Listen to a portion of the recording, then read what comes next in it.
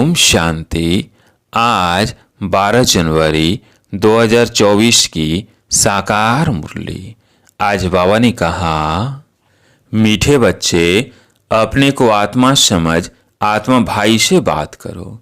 ऐसी दृष्टि पक्की करो तो भूत प्रवेश नहीं करेंगे।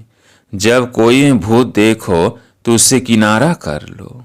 प्रश्न, बाप का बनने के बाद भी आस्तिक और नास्तिक बच्चे हैं, वो कैसे? उत्तर, आस्तिक वो है जो ईश्वरीय कायदों का पालन करते, देही अभिमानी रहने का पुरुषार्थ करते, और नास्तिक वो है जो ईश्वरीय कायदों के खिलाफ भूतों के बस हो आपस में लड़ते झगड़ते हैं। दूसरा, आस्तिक बच्चे देह सहित देह के सब संबंधों से बुद्धि योग तोड़ अपने को भाई भाई समझते हैं। नास्तिक देह अभिमान में रहते हैं। ओम शांति। पहले पहले बाप बच्चों को समझाते हैं कि हे बच्चे, बुद्धि में सदा यह याद रखो कि शिव बाबा हमारा सुप्रीम बाप भी है, सुप्रीम शिक्षक भी है, सुप्रीम सदगुरु भी है। यह पहले पहले बुद्धि में जरूर आना चाहिए। हर एक अपने को जान सकते हैं कि हमारी बुद्धि में आया वह नहीं। अगर बुद्धि में याद आता तो आस्तिक है, नहीं आता है तो नास्तिक है। स्टूडेंट की बुद्धि में फर्स्ट से आना चाहिए कि टीचर आया है। घर में रहते हैं तो भूल जाता है। उस रुहाब से बहुत कोई मुश्किल समझते हैं कि हमारा सुप्रीम बाबा आया हुआ है, वो टीचर भी है और वापिस ले जाने वाला सदगुरु भी है। याद आने से खुशी का पारा चढ़ेगा, नहीं तो अपने ही दुख दर्द दुनिया की छी बातों में भिन्न भिन्न ख्यालात में बैठे रहते हैं। दूसरी बात, बोध करके बच्चों से पूछते हैं कि विनाश में बाकी कितना समय है। बोलो, यह पूछने की बात नहीं है। पहले तो यह हमको किसने समझाया है, इनको जानो। पहले बाप का परिचय दो। आदत पड़ी हुई होगी तो समझाएंगे, नहीं तो भूल जाएंगे। बाप कितना कहते हैं, अपने को आत्मा समझो, दूसरे को आत्मा की दृष्टि से देखो, परंतु वो दृष्टि नहीं ठहरती। रुपये से एक आना भी मुश्किल बैठता, जैसे बुद्धि में ठहरता ही नहीं है। यह कोई बाप श्राप नहीं देते, यह तो बाप समझाते हैं कि ज्ञान बहुत ऊंचा है। राजा स्थापन होती है, रंग से लेकर राव बनते हैं। राव थोड़े बनते हैं, बाकी रंग नंबरवार होते हैं। लास्ट नंबर वाले की बुद्धि में कभी कोई बात बैठ न सके तो पहले जब किसको भी समझाते हो तो शिव बाबा का जो 32 गुणों वाला चित्र बनाया है उस पर भी समझाना चाहिए। उसमें भी लिखा हुआ है सुप्रीम फादर, सुप्रीम टीचर, सदगुरु है। पहले जब ये नीचे होगा कि समझाने वाला सुप्रीम फादर है तो फिर संशय नहीं लाएंगे। बाप बिगर यह स्थापना कोई कर न सके। तुम जब समझाते हो कि यह स्थापना हो रही है, दोनों की बुद्धि में यह जरूर आना चाहिए कि इन्हों को समझाने वाला कोई है। कोई मनुष्य मात्र तो ऐसे कह न सके कि यह राज्य स्थापन हो रहा है, तो पहले पहले बाप का निश्चय पक्का कराना है।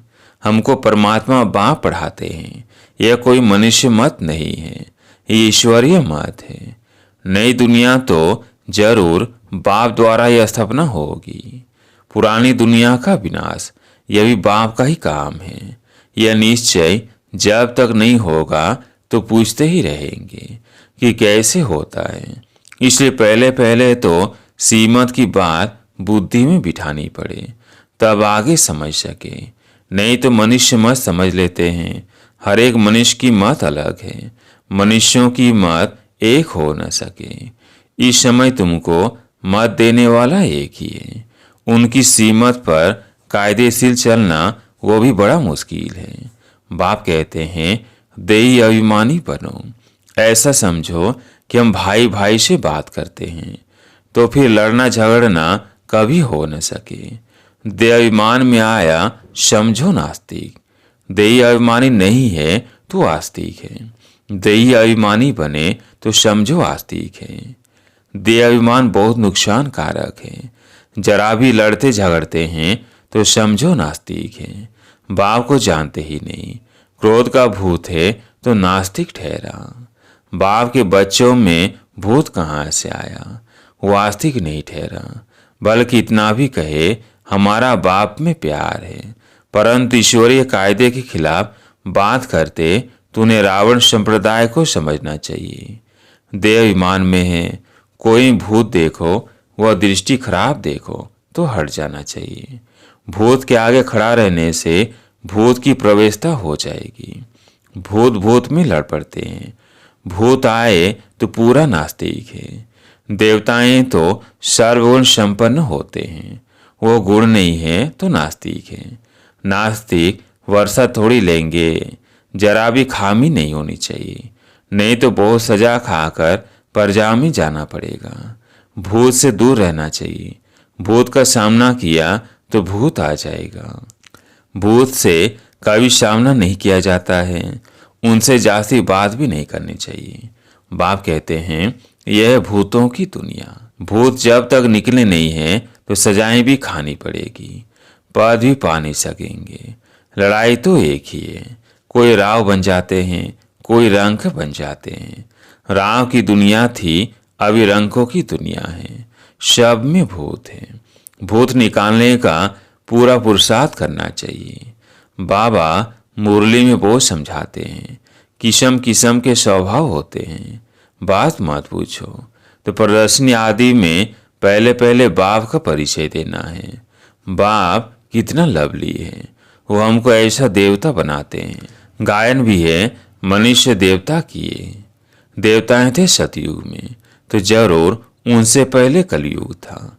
ये सृष्टि चक्र का ज्ञान भी तुम बच्चों की बुद्धि में अब है। वहाँ यह ज्ञान इन देवताओं में नहीं रहेगा। अब तुम नॉलेजफुल बनते हो, फिर पद मिल गया तो नॉलेज की दरकार नहीं। यह बेहद का बाप, जिससे 21 पीढ़ी तुमको शौर का वर्षा मिलता है। तो ऐसे बाप को कितना याद करना चाहिए। बाबा सदैव समझाते हैं कि हमेशा समझो कि शिव बाबा हमको समझा रहे हैं। शिव बाबा इस रथ द्वारा हमको पढ़ा रहे हैं और हमारा बाप टीचर गुरु है। यह बेहद की पढ़ाई। तुम समझते हो पहले हम तुच्छ बुद्धि थे। इस कॉलेज का कोई को जरा भी पता नहीं है, इसलिए समझाने के समय अच्छी तरह से घोट घोट कर समझाओ। श्री कृष्ण की तो बात ही नहीं। बाप ने समझाया है श्री कृष्ण का कोई चरित्र है ही नहीं, शिवाय शिव बाबा के। ब्रह्मा विष्णु शंकर के भी चरित्र हो न सके। चरित्र है ही एक का, जो मनुष्य देवता बनाते हैं, विश्व को हेवन बनाते हैं। तुम उस बाप की सीमत पर चलते हो, बाप के मददगार हो। बाप नहीं होता तो तुम कुछ भी कर नहीं सकते। तुम अभी वर्थ नॉट पेनी से वर्थ पाउंड बन रहे हो। अब नंबरवार पुरुषार्थ अनुसार तुम सब जान गए हो। तो पहले पहले है बाप का परिचय। सतयुग में देवताओं की बेहद की बादशाही है। उनके राज्य में और कोई था नहीं। अभी तो कलयुग है, कितने ढेर धर्म हैं।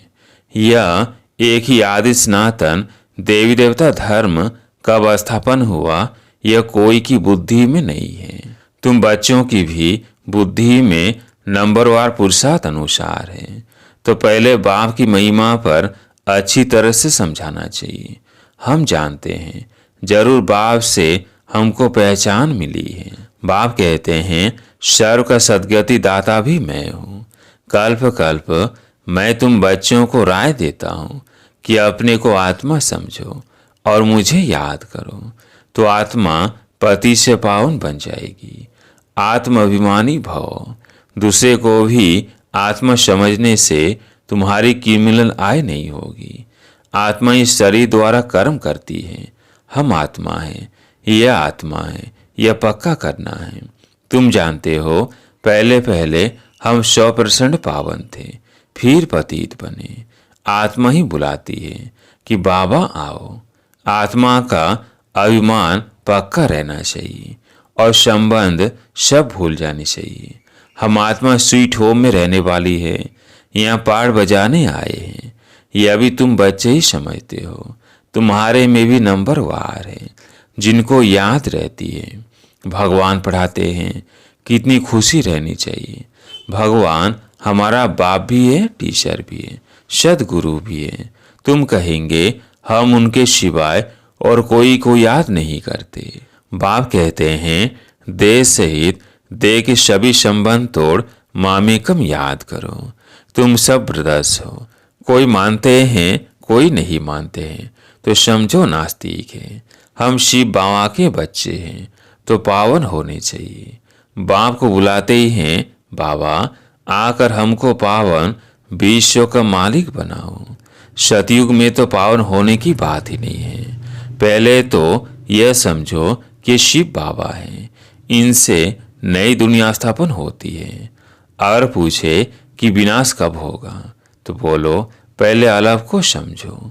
अलग को नहीं समझे तो पीछे की बात बुद्धि में कैसे आएगी। हम सत्य बाप के बच्चे सत्य बोलते हैं। हम कोई मनुष्य के बच्चे नहीं हैं, हम शिव बाबा के बच्चे हैं। भगवानुवाद भगवान उनको कहा जाता है जो सभी ब्रदर्स का बाप है। मनुष्य अपने को भगवान कहला न सके। भगवान तो निराकार है, वह बाप टीचर सदगुरु है। कोई मनुष्य बाप टीचर सदगुरु हो न सके। कोई भी मनुष्य किसकी सदगति कर नहीं सकते। भगवान हो न सके। बाबा है पतित पावन, पतित बनाता है रावण। बाकी ये सब है भक्ति के गुरु। यह भी तुम समझते हो। जो यहाँ आते हैं वो आस्तिक तो बनते हैं। बेहद के बाप पास आकर निश्चय करते हैं ये हमारा बाप टीचर गुरु है। जब कंप्लीट दैवी गुण आ जाएंगे तो लड़ाई भी लगेगी। समय अनुसार तुम खुद समझेंगे कि अब कर्मातीत अवस्था को पहुंच रहे हैं। अभी कर्मातीत अवस्था हुई कहाँ है। अभी बहुत काम है। बहुतों को पैगाम देना है। बाप से वर्षा लेने का तो सबको हक है। अब तो लड़ाई जोर से होगी। फिर यह हॉस्पिटल डॉक्टर आदि कुछ नहीं रहेंगे। बाप बच्चों को सम्मुख समझा रहे हैं कि तुम आत्माएं 84 जन्म शरीर धारण कर अपना पाठ बजाती हो। किसी के 70-80 जन्म भी होंगे। अभी जाना तो सबको है, विनाश होना ही है। अपवित्र आत्मा जा न सके। पावन होने लिए बाप को जरूर याद करना है। मेहनत है। 21 जन्मों के लिए स्वर्गवासी बनना है। कोई कम बात है क्या। मनुष्य तो कह देते फलाना स्वर्गवासी हुआ। अरे स्वर्ग है कहाँ, कुछ भी समझते नहीं। तुम बच्चों को बड़ी खुशी रहनी चाहिए कि भगवान हमको पढ़ाते हैं, विश्व का मालिक बनाते हैं। खुशी एक होती है अस्थाई और दूसरी होती है अल्पकाल की। पढ़ेंगे पढ़ाएंगे नहीं तो खुशी क्या होगी। आसुरी गुणों को भगाना है। बाप कितना समझाते हैं, कर्म भोग कितना है। जब तक कर्म भोग है तो यह निशानी है। अभी तक कर्मातीत अवस्था हुई नहीं है। अभी मेहनत करनी है। कोई माया के तूफान ना आए। बच्चों को यह निश्चय है कि बाप ने हमको अनेक बार मनुष्य देवता बनाया है। यह बुद्धि में आए तो भी ओहो सौभाग्य। यह बेहद का बड़ा स्कूल है, होता है हद का छोटा। बाप को तो बहुत तरस पड़ता है, कैसे समझाऊं। कोई से तो अब तक भी भूत निकले नहीं हैं। दिल पर चढ़ने बदले गिर पड़ते हैं। कई बच्चियां तो तैयार हो रही हैं अनेकों का कल्याण करने के लिए। अच्छा, मीठे मीठे सिकिलते बच्चों प्रति माता पिता बाप दादा का याद प्यार और गुड मॉर्निंग। रूहानी बाप की रूहानी बच्चों को नमस्ते। हम रूहानी बच्चों की रूहानी बाप दादा को याद प्यार गुड मॉर्निंग नमस्ते नमस्ते।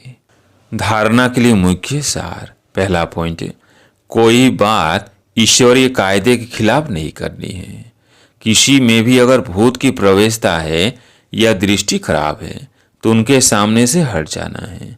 उनसे जास्ती बात नहीं करनी है। दूसरा पॉइंट, अस्थायी खुशी में रहने के लिए पढ़ाई पर पूरा ध्यान देना है। आसुरी गुणों को निकाल दैवी गुण धारण कर आस्तिक बनना है। आज प्यारे मीठे बाबा का वरदान, निश्चय और नशे के आधार से हर परिस्थिति पर विजय प्राप्त करने वाले सिद्धि स्वरूप भव। निश्चय और नशे के आधार से हर परिस्थिति पर विजय प्राप्त करने वाले सिद्धि स्वरूप भव। योग द्वारा अब ऐसी सिद्धि प्राप्त करो जो प्राप्ति भी प्राप्ति का अनुभव कराए। निश्चय और नशा हर परिस्थिति में विजय बना देता है। आगे चलकर ऐसे पेपर भी आएंगे जो सूखी रोटी भी खानी पड़ेगी, लेकिन निश्चय, नशा और योग की सिद्धि की शक्ति सूखी रोटी को भी नरम बना देगी, परेशान नहीं करेगी। आप सिद्धि स्वरूप की शान में रहो तो कोई परेशान नहीं कर सकता। कोई भी साधन है तो आराम से यूज करो, लेकिन समय पर धोखा ना दे, यह चेक करो। स्लोगन, निमित्त बन यथार्थ पाठ बजाओ तो सर्व के सहयोग की मदद मिलती रहेगी। निमित्त बन यथार्थ पाठ बजाओ तो सर्व के सहयोग की मदद मिलती रहेगी। अब व्यक्ति साइलेंस द्वारा डबल लाइट फरिश्ता स्थिति का अनुभव करो। किसी भी कार्य में नवीनता की इन्वेंशन के लिए एकाग्रता की आवश्यकता होती है, चाहे लौकिक दुनिया की इन्वेंशन हो, चाहे आध्यात्मिक इन्वेंशन हो। एकाग्रता अर्थात एक ही संकल्प में टिक जाना, एक ही लगन में मगन हो जाना, अपने शांत स्वरूप में स्थित हो जाना। इससे बुद्धि का भटकना सहज ही छूट जाएगा। दे और दे की दुनिया सहज भूल जाएगी और डबल लाइट फरिश्ता स्थिति का अनुभव होने लगेगा। अच्छा, ओम शांति।